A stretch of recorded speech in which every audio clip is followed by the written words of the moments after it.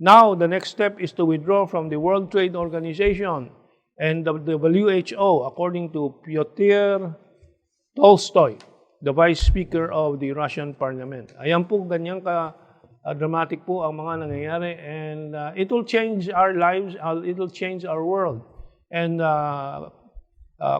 this morning, monitoring the international news, China is buying Russian oil for its reserves. Alam po ninyo, ang China, ang reserves niya, hindi tulad natin, 3 months ng oil reserves. Ang China, nagre-reserve yan for 5 years, 6 years, 7 years in expectation of war against the West. So, malakihan po ito. I also came to know about the private negotiation for the Philippines to buy oil of Russia also. Mabuti. Sisimula na. But siguro magkakaroon pa ng hugis yan by middle of next week. That's good. That's good news. No? So, magkakahati po.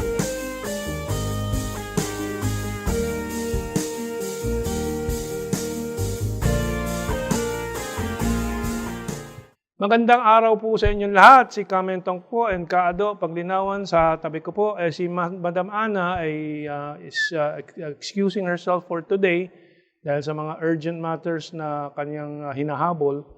So, but our second part will have a special guest, si Ginoong Mauro Samonte, columnist ng Manila Times, former movie director, at ating bibigyan ng parangal dahil po na-award si Ginoong Mauro Samonte ng APCO Awards, Award for Promotion of Philippine-China Understanding. At ito po ay an annual event which we will explain to you later with writer, director, book author Mauro Samonte. But dito po sa unang bahagi po natin, we'll go international muna and regional ng mga issues po natin diyan.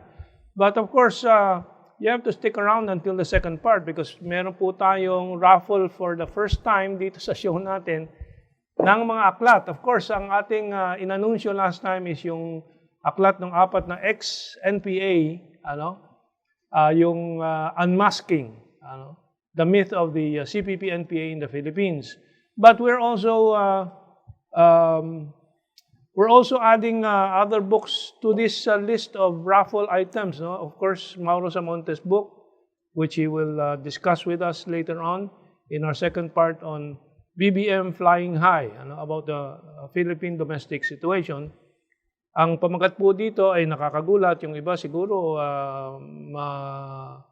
masisindak. Dahil po ito about China, yung mga sulat po ni Ginoong Mauro Samonte tungkol sa China at ang pamagat, China, the way, the truth, and the life. So, and of course, yung aklat po ng ating kasamang si Kaado Paglinawan, No Vaccine for a Virus Called Racism. She has been reporting this to you. We have been reporting this to you, but this is the first time we're including it in our list of raffle items. Ito po ang habang listahan po ng ating mga natanggap sa text natin, sa number po natin, although my technician advises against me giving my cellphone number kasi baka meron daw ibang mga mananalbahe, but in the meantime, it's okay. I'll keep accepting your messages to me, those who want to join the raffle, or even give your commentaries, which we will start reading in the episodes to come. From Gilberto Joaquin down to the latest, let me see the names. Hilda Kahilig, meron pa po, isang hinabol at saka manually lang po, nilagay ko po dito sa raffle bunch po natin. So, yan po ang mga activities natin for this day, ika-20 ng Mayo. And so, let us begin assessing the global situation. Unang-una, by the way, Southeast Asian Games, tayo po ay nakakalamang na po sa ibang mga bansa, but dehado pa rin sa Vietnam at sa, I think, Thailand is number 2. We will see these statistics. Still, it's a good performance for the Philippine team in the Southeast Asian Games. Sino-sino ba ang nasa natin? Philippine Southeast Asian ranking is third. We are currently in number 3 spot, 30 golds, 34 silvers, and 50 bronzes as of Monday night, and within striking distance of number 2 Thailand, which has 34 golds, 35 silvers, and 50 bronzes, while Vietnam continued to be out of reach of the competitors, 83 golds, 50 silvers, and 55 bronze. Bakit po, nakakalamang lagi itong mga disiplinadong bansa? Actually, Vietnam has the home advantage, no? Because they have many participants. They didn't have to ship the participants over. Pangalawa, ang training nila ay mas disiplinado kaysa sa ating training. Nung nakaraang Southeast Asian Games, tayo nag-champion, pero excuse me, there was tremendous training that preceded that. Itong nangyari ngayon, nag-away-away pa yung mga Olympic committees, yung PATAFA kay Obiena and all that stuff. Maraming distractions po ang tinahak ng ating mga athletes in preparation for this Southeast Asian Games. Yeah. We are, in fact, Indonesia is trying to take our slot here, and we will see the end of it. Matatapos po ito soon, but for now, we are on number 3. Yeah, well, between Thailand and the Philippines is only 4 golds, no? As of this report, last May 2017, we will update next time. Okay, ano po ang nangyayari sa Ukraine versus Russia, which is actually US versus Russia, na naapektuhan ng buong mundo. Tumaas po ang fuel natin, tumaas po ang harina. Si Wilson Lee Flores ng Kamuning Bakery, nagreklamo, sobrang halos 100, doble na daw ang presyo ng harina para sa mga bakery products niya.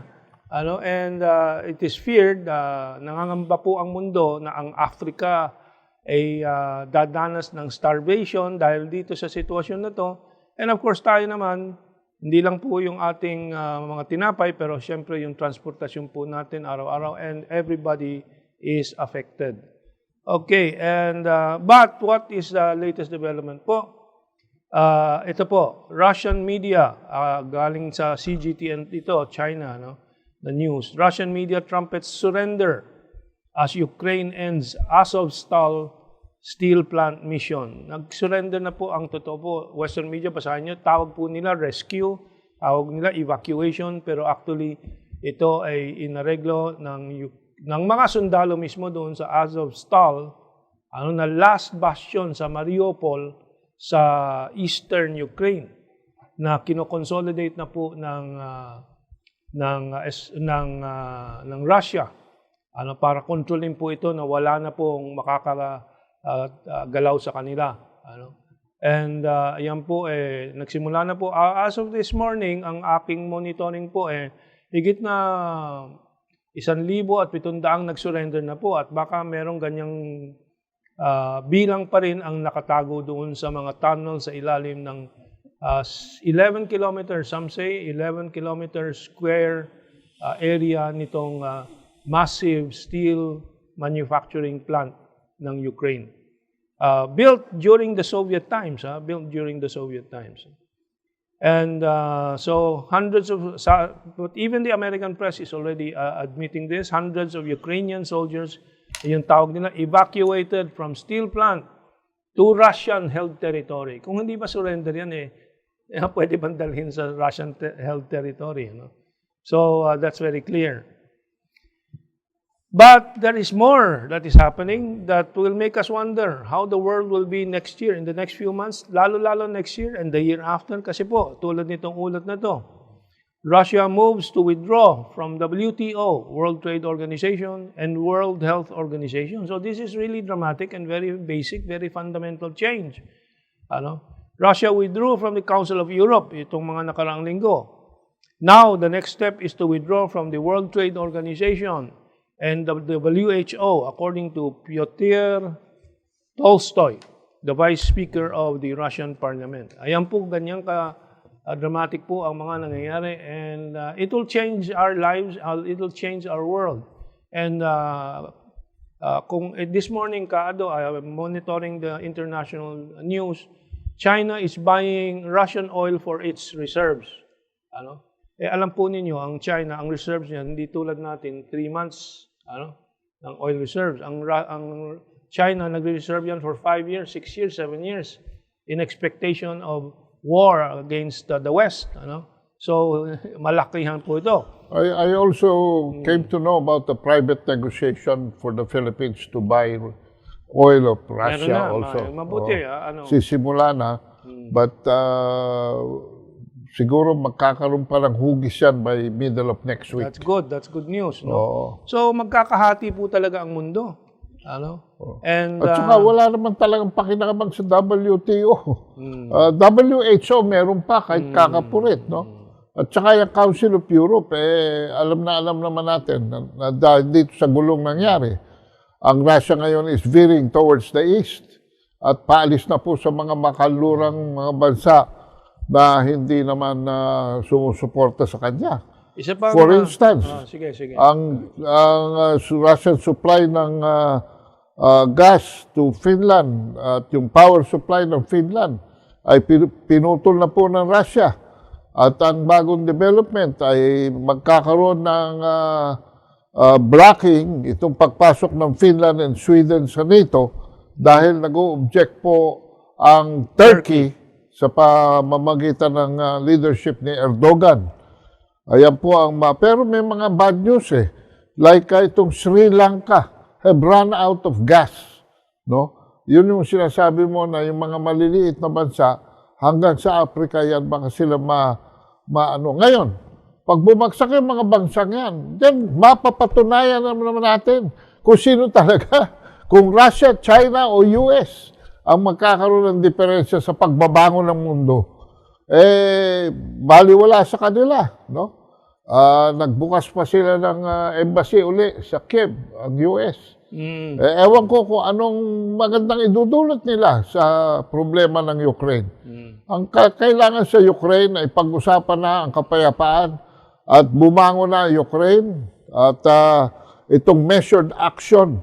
Alam mo kami kung talagang papatayin lahat yung nandun sa steel plant na yun, kayang-kaya naman ang mga carpet bombing at pagguhuin na yun, American style. Pero hindi gano'n ang intensyon ni Putin. Ang sabi ko nga, isementohan lang nila yung mga sementohan lang. Semento lang. Yun na yung libingan ng 1,000 at 700 pang naiiwan more or less. Palagay ko, meron pa siguro mga hanggang 1,000 pang nagtatago doon, nagtatakot lumabas. Iba-iba ang estimates. My goodness. May mga 1,400 pa, 1,700, but nobody really knows. At hindi naman yung mga Ukrainian soldiers lang po ang issue dyan. May hinala po na may mga NATO, US, French officers. Correct. So, yan po ang mga malalaking question marks. Di ba may Amerikanong general na nahuli ron? Yun ang balitang umikot na at nailabas ko nga sa aking mga blog. Kung ginagawa ng general ng Amerika dyan. Pero wala pang formal na acknowledgement ang Russia na nahuli yung mga general, ilang mga French officers din and so on. So, we will wait a while to really confirm that. So, yan po ang nangyayari doon sa pagitan ng Estados Unidos at Russia. Russia na nanalo ng mga labanan po on the ground. Pero sa propaganda, syempre, lamang po ang Estados Unidos. So, maraming nami-mislead. But here, we will always guide you towards the truth, the facts and the truth. So, by the way, the Russian economy is also improving. Yes. Its ruble exchange rate sa US dollar is 75 ruble, 65 ruble. And nung bago nagsimula yung gera po, 85 rubles to the dollar. Humina ng 150 to the dollar. Pero ngayon nakabangon na kasi marunong ang Russia maniobra ng kanyang ekonomiya. And ginagawa din ng Russia, nung ginagawa ng Filipino First Policy ni Garcia, currency and capital controls. But let us go to the United States, sa Estados Unidos. Ano nangyayari? The latest, of course, you may have already heard and read or nasagap na niyong balita, yung mass shooting sa Buffalo, Nako. US, no, sa Buffalo Supermarket. 10 po ang patay, ano? Mga blacks po lahat, nandiyan po yung mga larawan ng mga blacks, nagsusupermarket lang, namimili. Pinagbabaril po ng isang puti na white supremacist na Amerikano, na bata pa, ano? At yung kanyang kaisipan, ideolohiya ay nahubog doon sa white replacement theory. Ano? Grabe. Sila ay nangangamba na papalitan na ang mga puti ng mga itim dyan sa Estados Unidos. Ano? Ano naman kinalaman ng mga nagsusupermarket lang. Pero ganyan po ang mga nangyayari sa Estados Unidos. And siyempre, si Presidente Biden, tulad ni Trump, pinipilit na ibalik ang katayuan ng Estados Unidos bilang hegemon, ano, or hegemon sa pronunciation ng Pilipino, sa British hegemon, yung hari ng mundo. Ano? At pilit po makabalik dito sa Asia, ano, ng kanyang poder.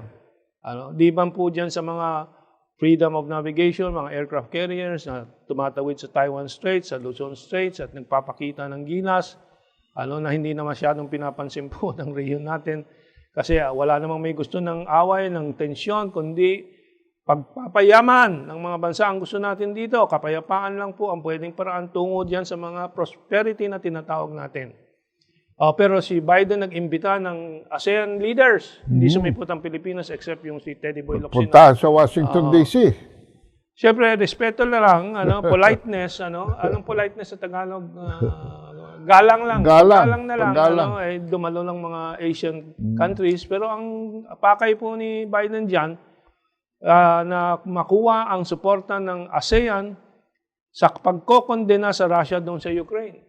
Hindi po binigay ng ASEAN. So, pangalawa, yung kanyang bagong Indo-Pacific Economic Plan, no? Agreement, ano? Sabi naman ng mga ASEAN, okay lang yan, sige, tutuloy nyo. Pero talagang ang totoo po, Regional Comprehensive Economic Partnership na po ang talagang nangunguna po dito sa rehiyon namin. Sa pangangalakal, top trading partner ang China ng buong ASEAN. Kaya po, napunta po tayo dito sa sulat ni Susana Patton sa The Interpreter. Ano? Ini-score niya, sabi niya, scoring Biden's ASEAN Summit.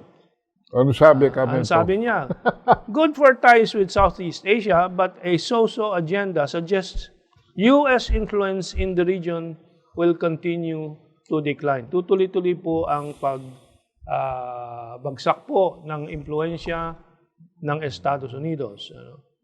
Samantalang ang reaksyon po ng China dito sa mga ginagawa ni Biden, U.S. envoy reveals Biden's true purpose of targeting China by Asia visit. Bibisita si Biden dito, magbi-build up na naman public relations yan dito. Pero alam naman ng lahat dito na tinatarget lang nito ang China. But experts say, sabi dito, countries don't easily buy it. Ano? Hindi po binibili ng ASEAN countries po yung sinasabing mga layunin nitong magbisita ni Biden, promotion of human rights, climate change issues, and so on. Ang totoo po, ano ang sitwasyon ng Estados Unidos? No? Ito po ay Market Insider, American publication. Sabi po ni Bernanke, dating US Federal Reserve Chairman, ano? Alam po ninyo yung US Federal Reserve, ang pinaka-importanting institusyon sa finance ng Estados Unidos, siyang nagko-control po ng takbo ng pera ng Estados Unidos. Itong si Bernanke, panahon ni Obama ata, no? Ang siyang federal chair.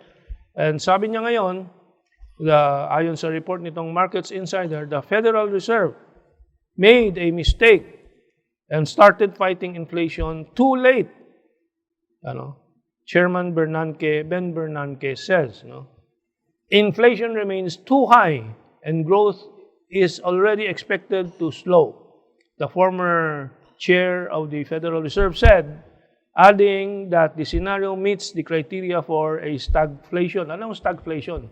Stagnation, hindi mag-grow. In fact, first quarter GDP ng US nagbumagsak ng 1.4%.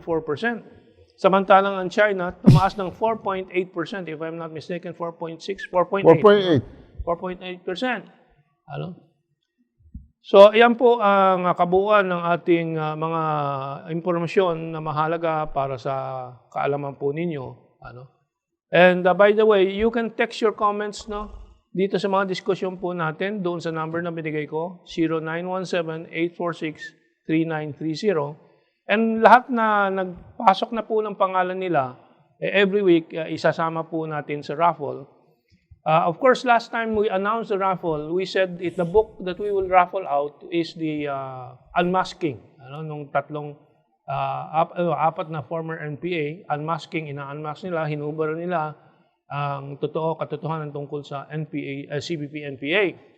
But we're including in the raffles now, itong dalawang libro po. So, today's raffle, we will choose a stub here, at siya po ang pipili. Mag-text po siya sa amin, siyang pipili kung anong librong gusto niya, at least for the first win.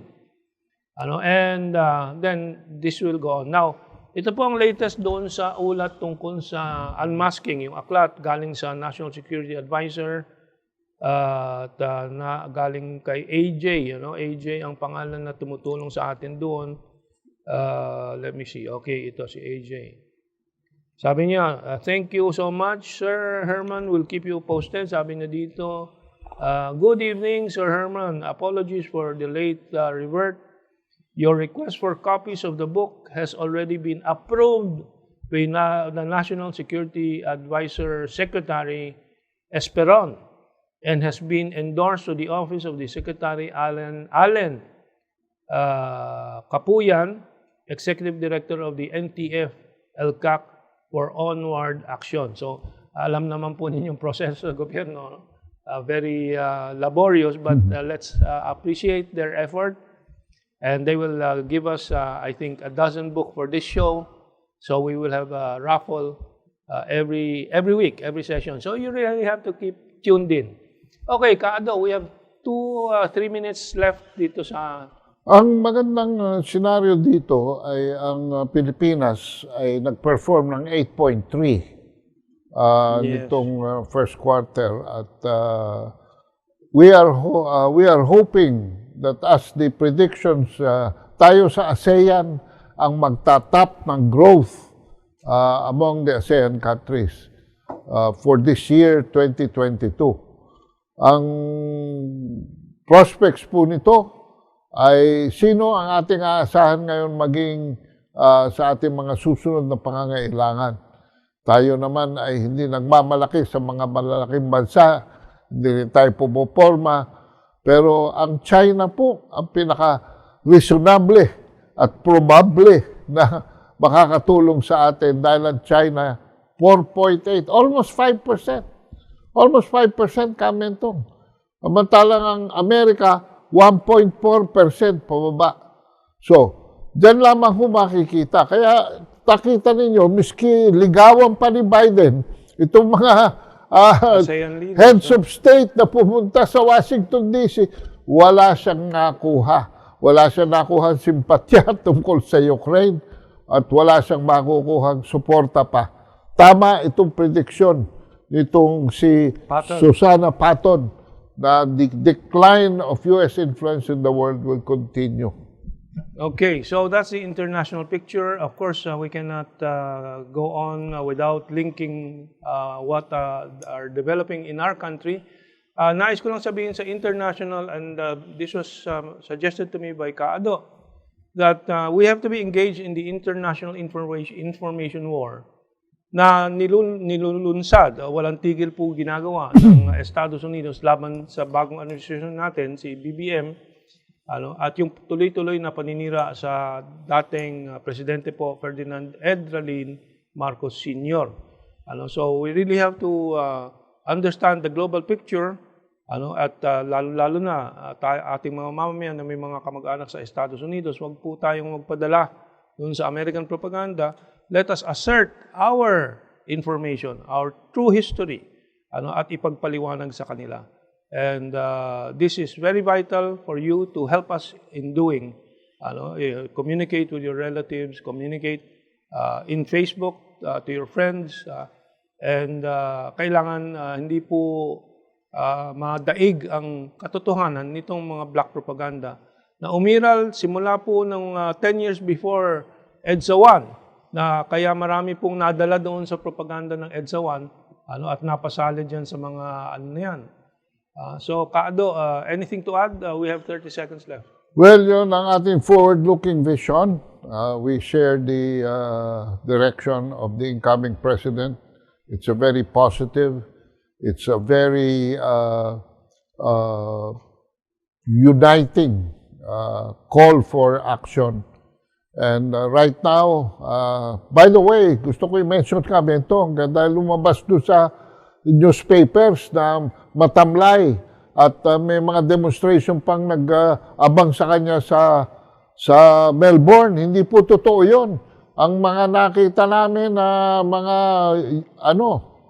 YouTube, sa YouTube nyo po tingnan at hanapin ninyo na sa isang street corner, dinumog po po ang presumptive president natin kasama ang kanyang asawang si Lisa at ang kanyang anak na si Vincent. Dinumog po ng mga Pilipino. Okay, we've run out of time. Tutuloy natin po ito in the second part.